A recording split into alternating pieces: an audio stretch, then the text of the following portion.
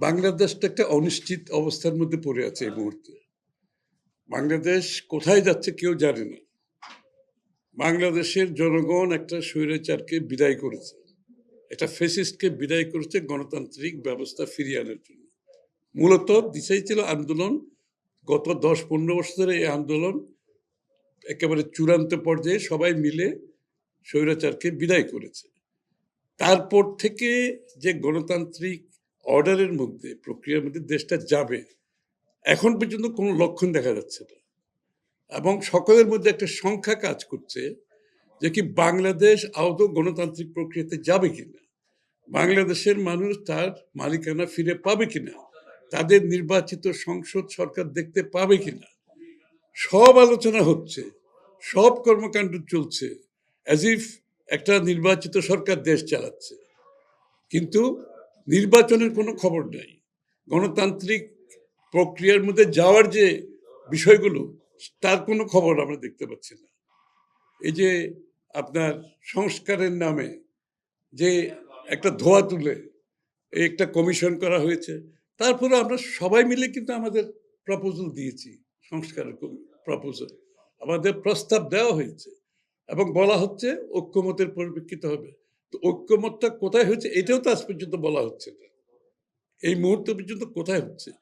যেখানে ঐক্যমত হওয়ার কথা ওরাও বলছে, আমরাও বলছি, সবাই বলছে। তো যে কয়টা ঐক্যমত হয়েছে, এই কয়টা ঐক্যমতের পরিপ্রেক্ষিতে সমাধান করে নির্বাচনী রোডম্যাপ দিতে সমস্যাটা কোন জায়গায়, কেন দেওয়া হচ্ছে না?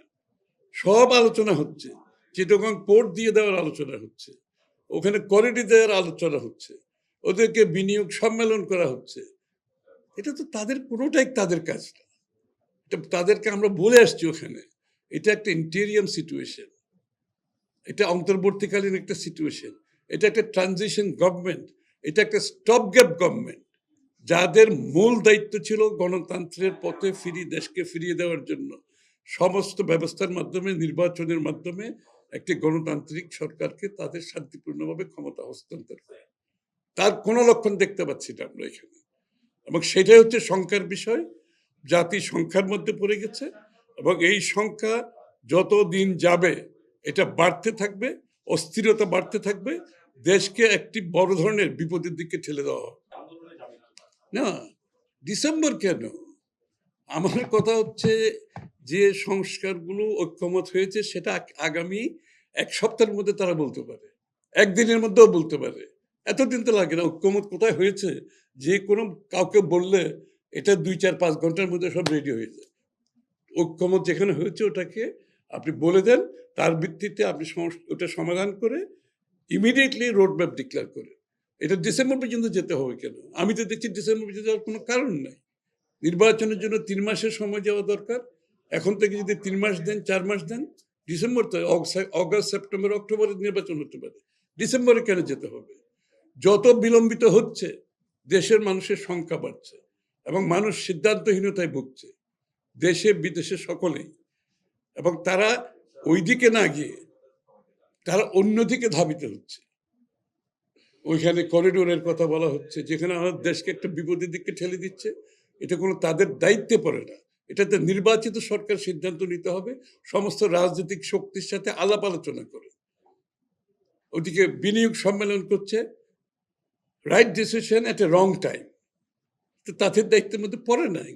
এগুলো কি জন্য তারা এদিকে সময় নষ্ট করছে এবং এগুলো দেখিয়ে তারা কি বোঝাতে চাচ্ছে?